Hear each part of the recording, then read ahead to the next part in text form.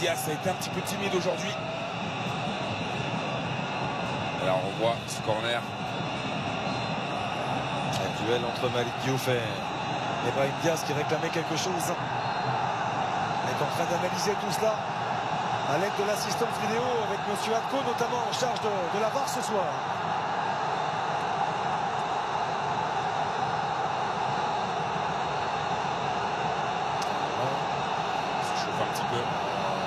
Pas simple quand on revoit la situation sénégalaise il y a quelques instants avec ce contact très léger entre Abdoulaye Seck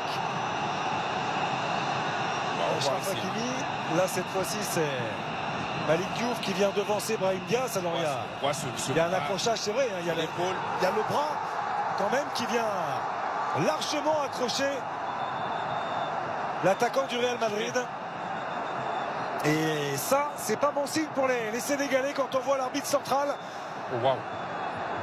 Monsieur Ndala qui se dirige vers l'écran pour voir tout cela de plus près, de ses propres yeux. On joue les tout derniers instants de cette finale de la Coupe d'Afrique des Nations 2025. Et ce duel entre Malik Diouf et Brahim Diaz est à l'étude. Parce que c'est vrai qu'il y a ce contact. Mais de nouveau, regardons la trajectoire du ballon. Un joueur qui veut l'attaquer, un joueur qui est beaucoup plus passif, qui n'est pas forcément gainé. Est-ce que ce mouvement de Malik Diouf est assez fort pour faire tomber Brahim Diaz ou est-ce qu'il cherche ce contact-là aussi? Il le cherche vite, il y a un contact, hein, il est accroché, il est tiré. Ça, il n'y a absolument rien à dire. Il n'y a pas de question là-dessus. Mais est-ce que c'est suffisant? Ça va être à l'interprétation de monsieur Ndala avec une grosse pression. Hein. Derrière lui, on voit le staff marocain, le staff sénégalais aussi. Et ce sera penalty. Penalty en faveur des Lions de l'Atlas. C'est la décision de monsieur Ndala pour cette faute de Malik Diouf sur Brahim Diaz. C'est un carton pour Malik Diouf. L'interprétation à ce moment du match est très très importante. Ça va chauffer, c'est sûr. Les Sénégalais seront mécontents. Alors qu'on vient de passer à l'instant au-delà des 8 minutes de temps additionnel annoncé dans un premier temps de temps additionnel minimum. Ismaïla Sarr en train d'échanger avec monsieur Ndala. On aperçoit Bib Diallo également carton jaune pour l'ancien René, l'ancien Messin. Ils sont fous furieux les Sénégalais. Et c'est bien le point de pénalty qui a été désigné en faveur du Maroc.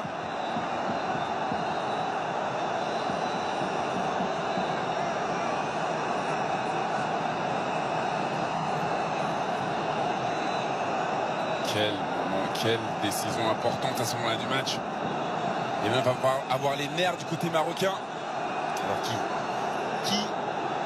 pour prendre ses responsabilités? Brahim Diaz a marqué 5 buts dans cette Coupe d'Afrique des Nations. Un l'a été sur penalty déjà.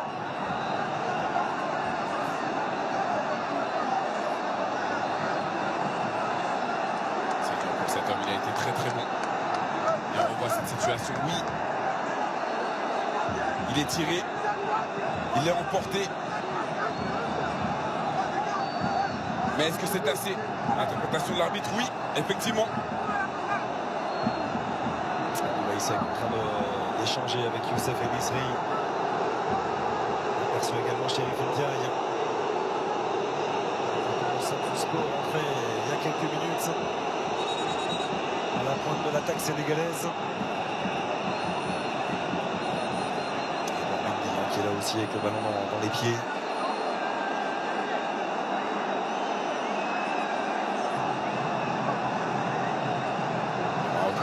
Au-dessus de toute façon dans cette deuxième période, hein. C'était eux qui ont fait le jeu, eux qui sont créés les plus grosses occasions, qui ont eu la plus grande maîtrise. Le calme revienne. Alors Mendy aux côtés de monsieur Ndala, on aperçoit qu'il y a même deux ballons, hein. Il y en a un pris par l'arbitre, il y en a un dans les mains également de Youssef El-Nesiri qui avait été le héros de tout un peuple en quart de finale de la dernière Coupe du Monde avec ce but marqué de la tête face au Portugal. Tout le peuple marocain s'en souvient.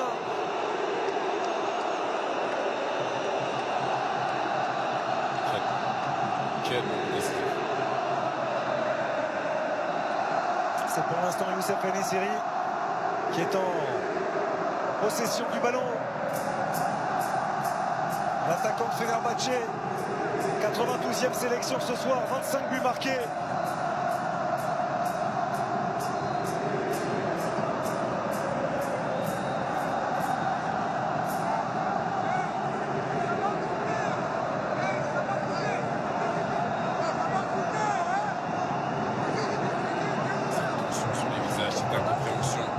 Jackson en train d'échanger avec Walid Regragui. Il y a énormément d'incompréhension bien sûr côté sénégalais, surtout quand on repense à la situation. Et cette faute signalée par M. Ndala à l'arrivée. Je sors du terrain, qu'est-ce qui se passe? Cette faute signalée par l'arbitre central congolais sur Achraf Hakimi de la part d'Abdoulaye Seck. Et là les Sénégalais décident même de quitter le terrain, de quitter la pelouse. On aperçoit bien sûr Sadio Mané qui n'est absolument pas d'accord avec ça. On rappelle également que le Sénégal, Johan, a connu une arrivée particulièrement mouvementée également à Rabat. Ils avaient joué leurs 6 matchs jusque-là à Tanger, les Sénégalais. Ils ont voyagé pour venir sur Rabat disputer cette finale. Ils n'ont pas forcément été escortés comme ils espéraient par la sécurité qui devait être assurée par les Marocains, notamment à leur arrivée ici à Rabat, lorsqu'ils ont pu regagner leur bus pour rejoindre leur hôtel. Il y a eu pas mal de questions, d'interrogations autour de tout ça. Ça a un petit peu agacé Pape Thiaw, et là, les deux décisions qui viennent d'être prises en l'espace de quelques minutes sont venues encore un petit peu plus agacer les Lions de la Teranga. Là, c'est fou quand même, hein, c'est fou, c'est du jamais vu. Une équipe qui arrête de jouer, oui, clairement la décision est discutable. La première aussi, mais c'est vrai que là, c'est quelque chose d'impressionnant qui se passe ce soir. Quelle va être la suite? Quelle va être la sanction? La décision a été prise, c'est un penalty qui a été donné. Il peut falloir le jouer, mais maintenant, voilà, c'est des décisions. Et comme vous l'avez justement dit, Xavier, il y a eu beaucoup d'éléments. On parle de l'arrivée à Rabat, on parle de l'hôtel, beaucoup de choses qui ont été mal gérées par la CAF. Est-ce que tout ça joue? Maintenant, c'est clair. Mais là, on voit une frustration énorme et on revoit cette situation. Hein. C'est vrai que Malick Diouf accroche Brahim Diaz. Mais de nouveau, est-ce que c'est assez? Est-ce que c'est aujourd'hui, à ce moment-là du match, assez important pour donner un penalty? Je ne suis pas convaincu. Je ne suis pas convaincu. Et c'est vrai que voilà, le Maroc, sur cette deuxième période, mérite amplement. Ils ont été la meilleure équipe. C'est ceux qui ont créé le plus d'occasions, qui ont le plus de situations. Mais pas comme ça.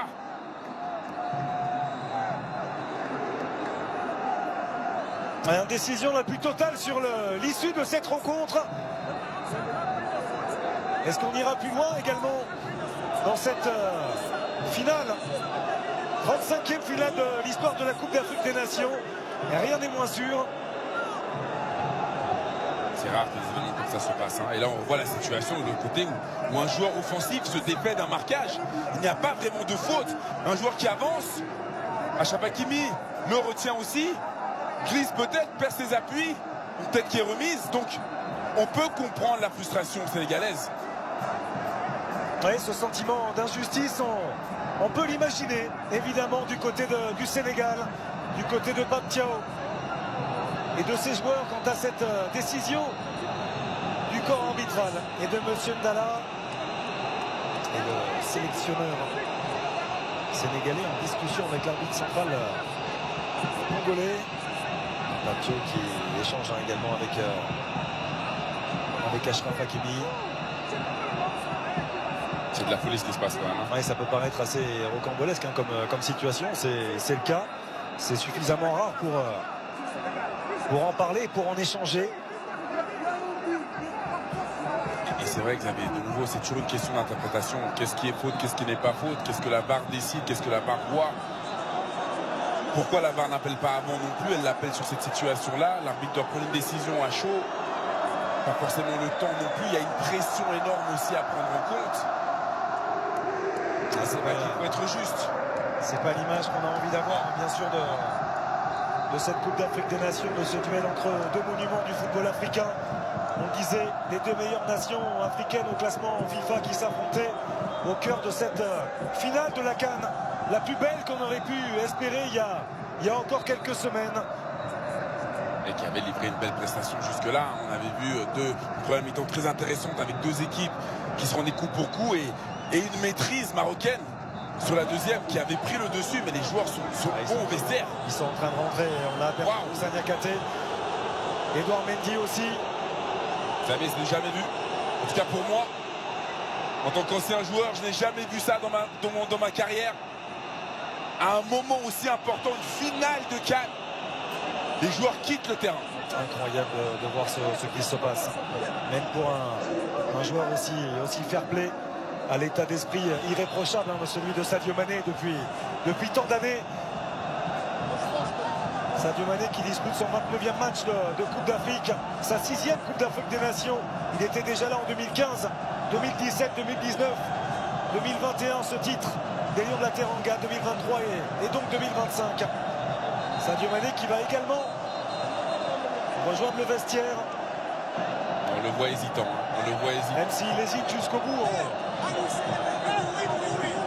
On connaît bien sûr le caractère si honnête, si entier, si sincère de Sadio Mané. Remarquable champion qui n'a pas envie d'être associé non plus à ce genre de décision qui doit se régler, c'est vrai, avant tout sur le terrain, de par le jeu, et il demande à tout le monde de revenir. Ça, c'est un geste formidable de Sadio Mané. C'est très très fort. Quel homme. Oublions le joueur pour une seconde. Prenons l'homme en considération, tout ce qu'il fait déjà, d'accepter et de dire que ça ne sert à rien. On va jouer de Sadio Mané. Il n'y a pas de problème.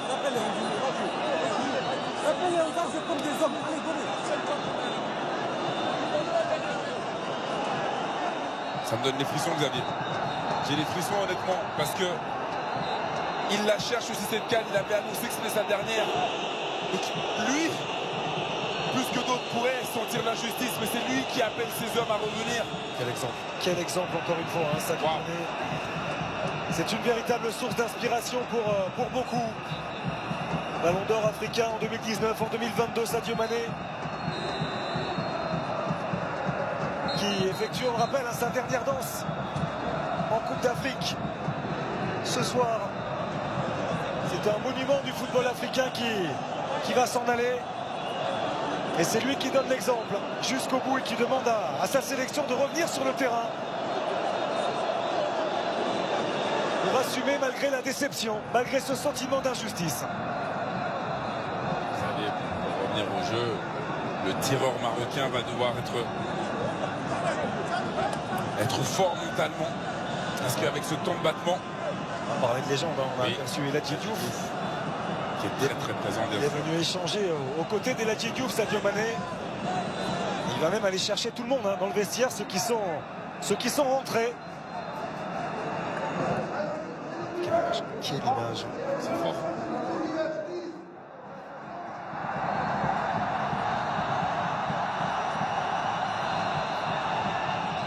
L'arbitre qui en sourit. Pas mal de nervosité aussi, je pense.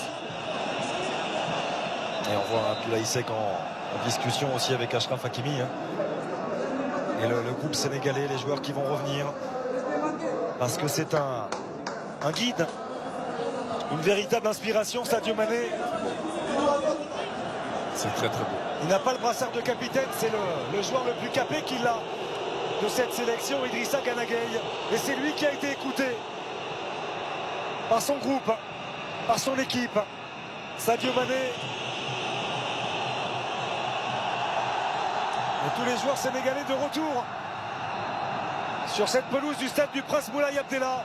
Et il ne faut pas l'oublier, ce penalty à venir en faveur du Maroc, parce que ça a été la décision de Monsieur Ndala d'accorder un penalty au Lion de l'Atlas suite à cette faute de Malick Diouf sur Brahim Diaz. Elle a dit tout. très énervé. Carton jaune pour Edouard Mendy. Ça, il pourrait quand même se passer de ce genre de décision. Arbitre central congolais. Là, c'est le mind game, comme on dit en anglais, hein, ce jeu psychologique d'essayer de déranger les Marocains et de les emprunter, de les agiter. Carton jaune également pour Salahini. On l'a aperçu. On ne rêvait pas. 112e minute, on n'est pas absolument pas en prolongation. Il y avait eu 8 minutes de temps additionnel annoncé dans un premier temps par le 4e arbitre. On est bien sûr allé bien au-delà suite à cette décision, à ces échanges. Youssef El-Messeri, c'est un attaquant du FC Séville, le Léganais, qui est venu prendre ce ballon mais le laisser à Brahim Diaz. Quel moment! Brahim Diaz et ses 13 buts en 22 sélections, 5 dans cette Coupe d'Afrique des Nations, dont un sur penalty. C'était face au Mali, en phase de groupe. Lui qui a été si calme pendant cette finale. On le sait, c'est un joueur si important qui n'a pas eu beaucoup d'impact, mais voici son moment.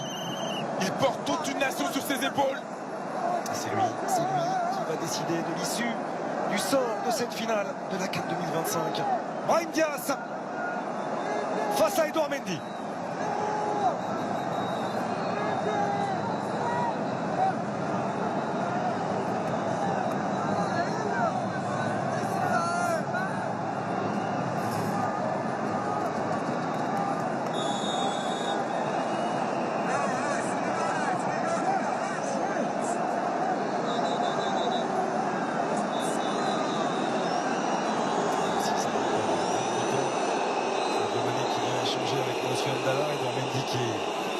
Qui est de sa ligne de but. Ouais, Diaz doit rester dans sa bulle. Il doit rester dans sa bulle à ce moment-là du match.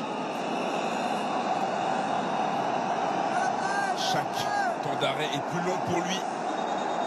Le fait peut-être hésiter, envie de changer la direction de sa frappe.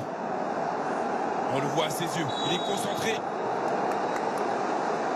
Brahim Diaz! Oh, il a cherché la palanca, Brahim Diaz! Quelle folie! Au bout du temps additionnel, lui qui avait la possibilité de permettre au Maroc d'aller s'offrir une deuxième couronne. Waouh! Dans la Coupe d'Afrique, dans cette compétition, dans sa compétition. Le geste complètement manqué par l'attaquant du Real Madrid. On en reste à 0-0 entre le Sénégal et le Maroc. Quel moment! Quel moment! S'il avait marqué, ce serait un héros. Mais là, on le voit, cette discussion avec son coach. Walid Regragui qui lui dit, c'est pas le moment. Mais c'est un grand joueur. Il va devoir se reprendre. Il gagne sa lucidité, mais quel moment choisi!